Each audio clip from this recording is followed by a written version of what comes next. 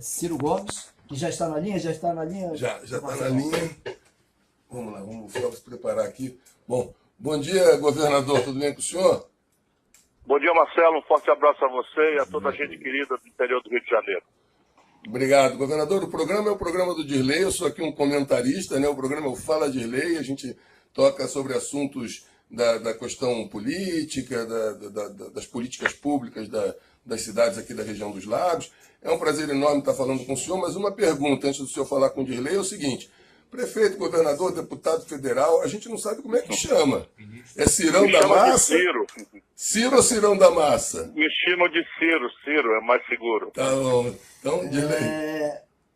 Presidenciável Ciro Gomes, eu gostaria de primeiro agradecer, cumprimentá-lo pela participação aqui no nosso programa, numa das emissoras de maior audiência em toda a região dos Lagos do estado do Rio de Janeiro, dizer da alegria, da satisfação, do contentamento de tê-lo participando do nosso programa, já na segunda edição do programa, e te perguntar, como é que o presidenciável vê hoje o quadro político nacional, o governo Bolsonaro? Quais são as perspectivas do presidenciável Ciro Gomes? Que articulações estão sendo feitas em relação ao futuro?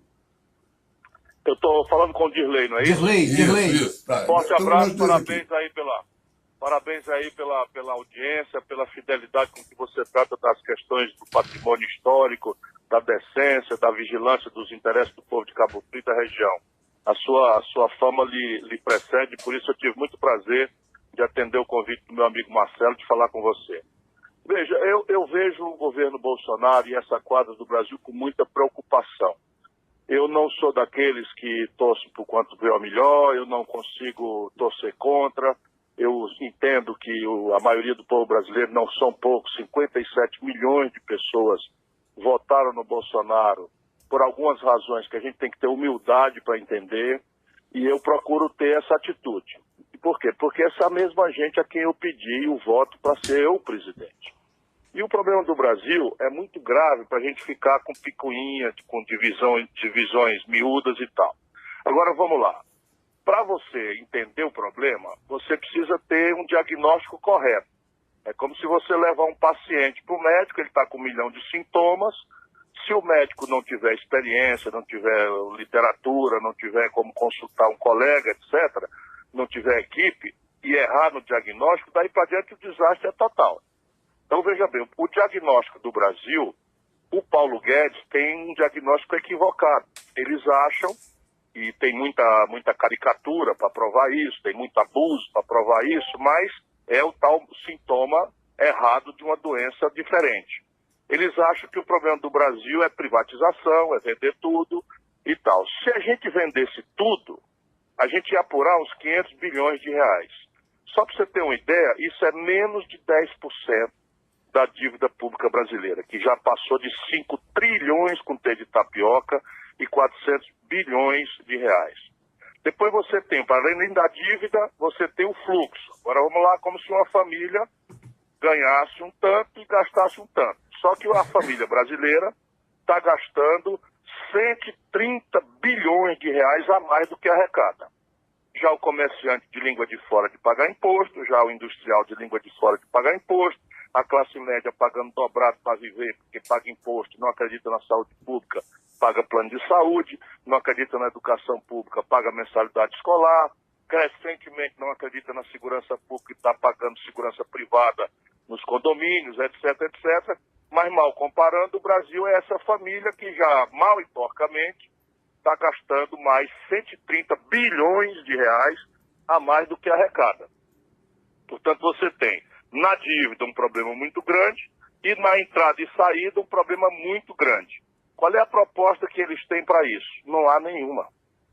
Então eles prometem que não vão fazer uma reforma tributária que aumente imposto, e aí qual é o problema? O povão acha que tem imposto demais, e tem mesmo. A classe média, o povo trabalhador, paga imposto demais, o comerciante paga imposto demais.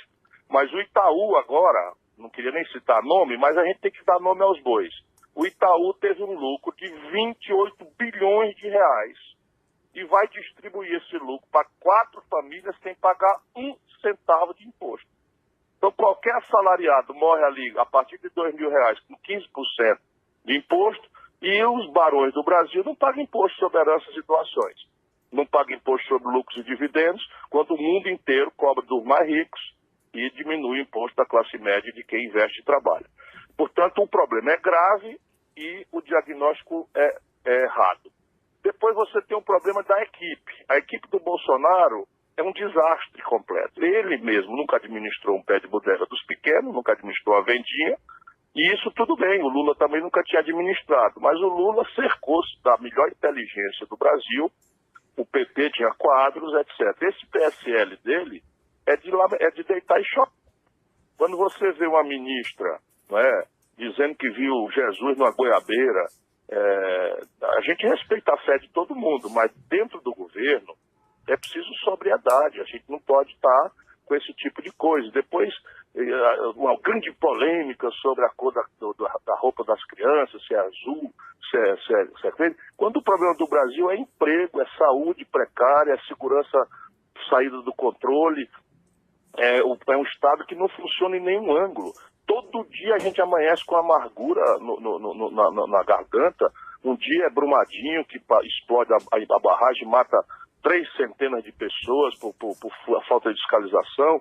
No outro dia é o centro de treinamento do Flamengo, que mata 10 garotos, e a gente vai ver, por toda a solidariedade que se tem, que vai ver os bombeiros não tinham licenciado ali aquele lugar para aquela criançada viver.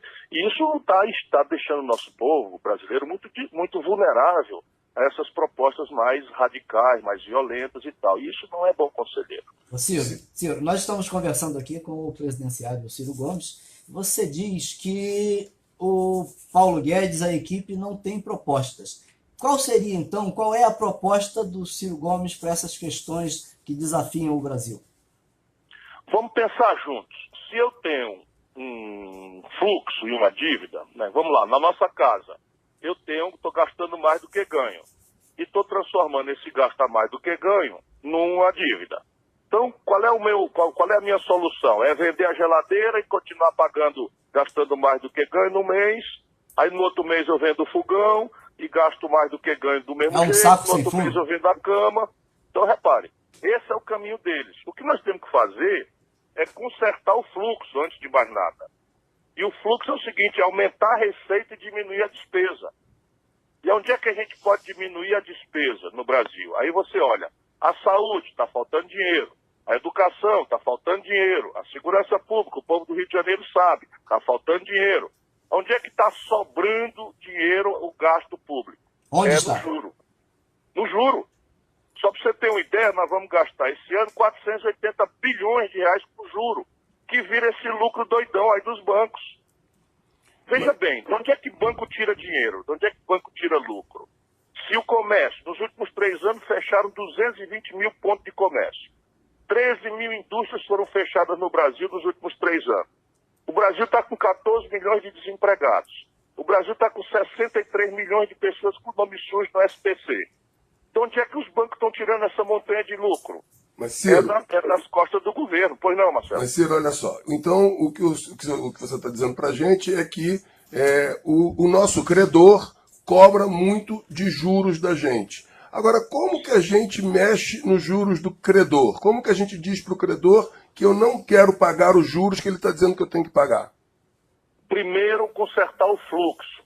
Porque se eu sou um devedor que estou gastando mais do que ganho todo mês, é justo, é compreensível que o meu credor desconfie de mim e queira me emprestar no curto prazo e com juro muito alto. Isso é a vida do nosso povo. Sim. Nosso povo está aí humilhado pelos agiotas por aí afora, ameaçado por causa disso. Então, como é que conserta o fluxo? É com uma reforma tributária e uma reforma previdenciária que demonstre no tempo, não pode ser um cavalo de pau do dia para a noite, que o Brasil está consertando a sua conta. Como é que a gente arruma a carga tributária? Se a gente não quiser pensar, vamos imitar as melhores práticas do mundo. O mundo inteiro cobra um IVA, que é um imposto só sobre o valor agregado. No Brasil, o miserável do industrial, do comerciante, do consumidor, vai pagar um ISS um IPVA, vai pagar um ICMS, vai pagar um IPI, vai pagar um PIS, um COFINS. E isso daí tira 200 dias de trabalho do trabalhador, do industrial, do comerciante, para organizar. Então você junta tudo isso num imposto chamado IVA. Aí você, não, estou inventando a roda. Não, o IVA é o imposto sobre valor agregado praticado na Europa inteira, nos Estados Unidos, praticado no Chile, praticado no Uruguai, praticado na Argentina. Só o Brasil mantém um sistema de ICMS com cobrança na origem por causa do egoísmo de São Paulo. Os governantes de São Paulo concentram a maior parte da indústria do Brasil e aí o camarada aqui em Cabo Frio compra a televisão, o dinheiro vai bater em São Paulo. Então, essas coisas, tecnicamente, Marcelo, tem solução. O Brasil é um país do mundo que não cobra imposto sobre heranças e doações dos grandes. Esqueça patrimônio até 2 milhões de reais, isso não interessa. Mas Sim. A partir de 2 milhões de reais, o Brasil cobrando uma alíquota razoável, muito mais baixa do que o mundo, pode arrecadar, na minha proposta, 70 bilhões de reais. Lá se vai a metade do déficit só de uma providência. O Brasil é o único país, junto com a Estônia, que não cobra imposto sobre lucros e dividendos. Agora o Itaú tomou 28 bilhões de lucro, vai distribuir os dividendos para as 4 famílias que são donas do Itaú, não vão pagar nem um centavo. O que é que justifica que a classe média inteira pague imposto de renda morrendo na fonte e o baronato do Brasil não pague? É porque o Brasil é um país dominado por essa estrutura. Lá se vai mais 70 bilhões, pronto, acabou-se o déficit. Se eu acabo o déficit, na mesma hora a minha dívida pode tomar outro perfil. Eu começo a lançar título pré-fixado, mudo o perfil da dívida, começo a impor ao mercado um juro mais baixo, né? O que não quer dizer que a gente não tenha que auditar essa dívida, que a gente não tenha que privatizar o que for desnecessário para pagar o que for possível dessa dívida. Eu raciocino com a minha cabeça.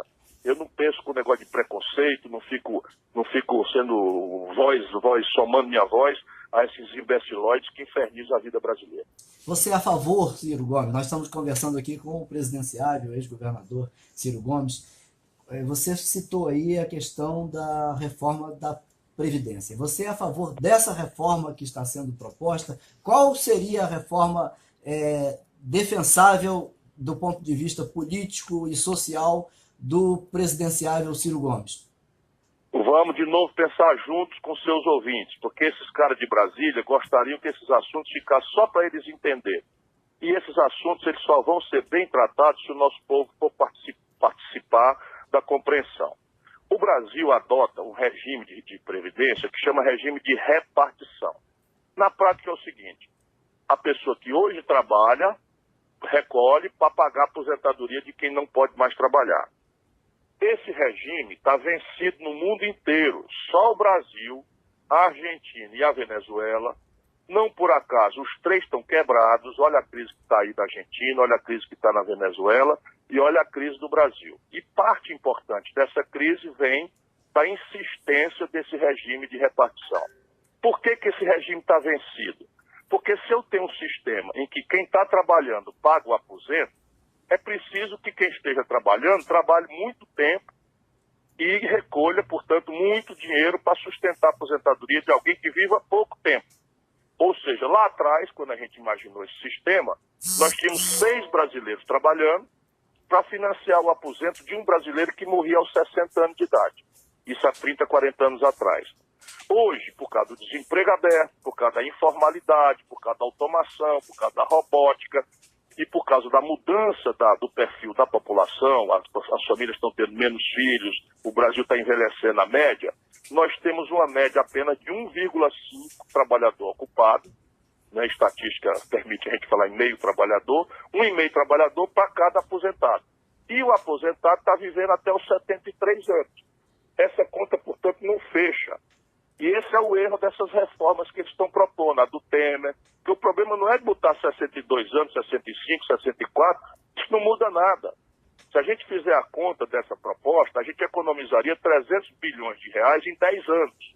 Só para você ter uma ideia, no ano passado, 2018, o buraco na conta da Previdência, quando eles tiram a tal DRU, que é 1/3 terço da receita que o governo tira para botar no saco sem fundo da dívida, deu 370 bilhões. Ou seja, é mentira que há uma reforma de Previdência proposta. O que nós temos que fazer? Nós estamos com detalhes disso, vamos inclusive fazer um seminário dia 20. O Paulo Guedes pediu, eu mandei meu assessor lá para mostrar para ele os números, está tudo estudado. Nós queremos trocar o sistema por um sistema de capitalização. No sistema de capitalização, cada trabalhador poupa para financiar sua própria aposentadoria. Enquanto naquele antigo, o trabalhador poupa para financiar o aposentado que não pode mais trabalhar, nesse novo sistema, cada trabalhador poupa para si mesmo. Mas aí nós temos uma transição. Então a ideia da transição são 3 pilares. Todos os benefícios que a Previdência hoje paga para pessoas que não contribuíram, e isso é justo, nós estamos falando de auxílio-desemprego, de auxílio-doença, estamos falando desses benefícios de prestação continuada, estamos falando do auxílio-presídio, uma série de benefícios que foram criados e que as pessoas que recebem não contribuíram.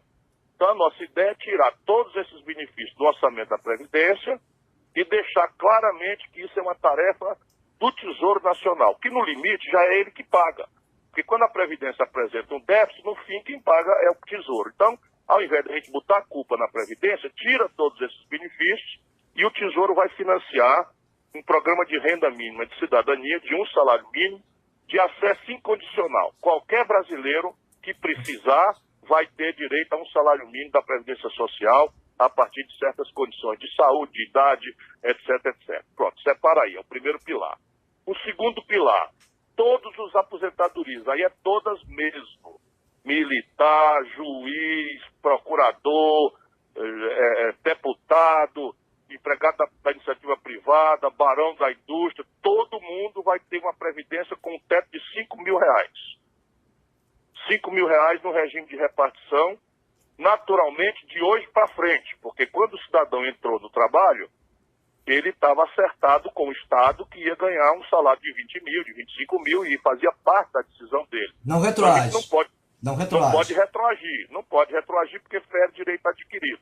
Mas volto a dizer, no Estado, o que a gente precisa é sinalizar para o futuro que as coisas vão estar em ordem lá no futuro. Por isso você pode trazer para hoje a ideia de administração da dívida com mais segurança, porque você mostrou que em mais cedo ou mais tarde, 5 anos, 10, 12, 15 anos, você estará com as contas arrumadas.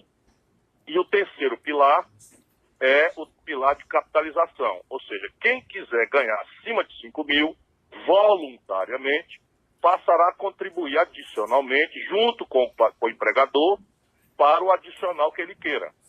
Compreende? Então, assim, até 5 mil fica todo mundo garantido pelo Estado no regime de repartição.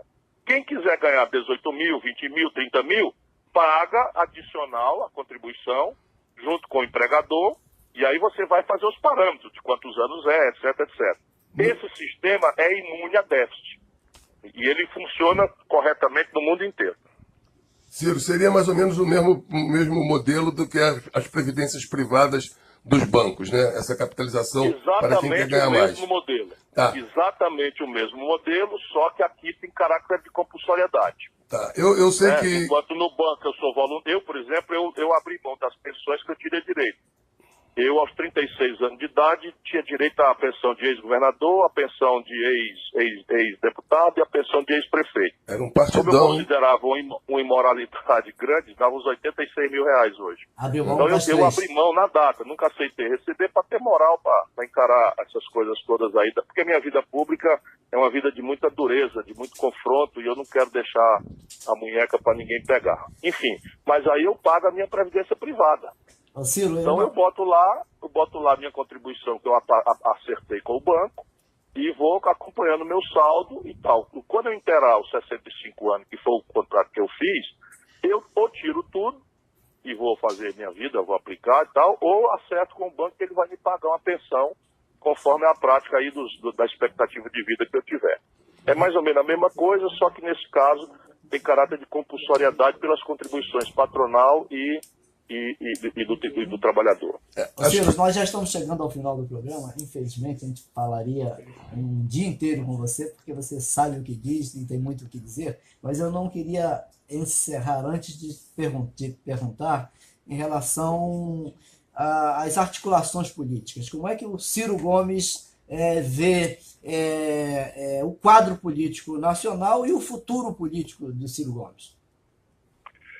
Veja, eu estou dedicado agora a ajudar o jovem brasileiro a entender o Brasil e a formular um projeto nacional de desenvolvimento. E é a isso que eu, por todas as iniciativas, estou dedicado. O partido está me ajudando, eu estou terminando um livro, vou lançar um livro com esses detalhes, tentando com a linguagem mais simples possível ajudar os jovens, especialmente, mas todos os brasileiros a entender os problemas. Estou circulando, fazendo palestras no meio empresarial, eu cobro, no meio dos estudantes e sindicatos eu não cobro, e estou atuando no Congresso Nacional para tentar conter danos. Então, a nossa ideia é criar um campo novo que crie uma corrente de opinião que fique livre do cidadão brasileiro não ter que escolher entre a corrupção que apodreceu a cúpula do PT ou a maluquice do Bolsonaro que está precipitando o país no desastre. Ciro, olha só, eu queria também te agradecer muito, Marcelão que está falando contigo de novo, dizer o seguinte... Sim, Marcelão, obrigado. Que você é convidado, mas também a sua vida é dura, realmente é dura, mas também tem muita música, né? Porque aquele dia lá na festa você cantou Renato Russo. Eu sofro muito pelo país, mas eu sou pessoalmente um homem a quem Deus deu muita felicidade e alegria. Cantou Ferreira Goulart, eu estava lá te ouvindo cantar. Falar nisso, a Luísa te passou o vídeo do Ferreira Goulart? Me passou, a história é maravilhosa.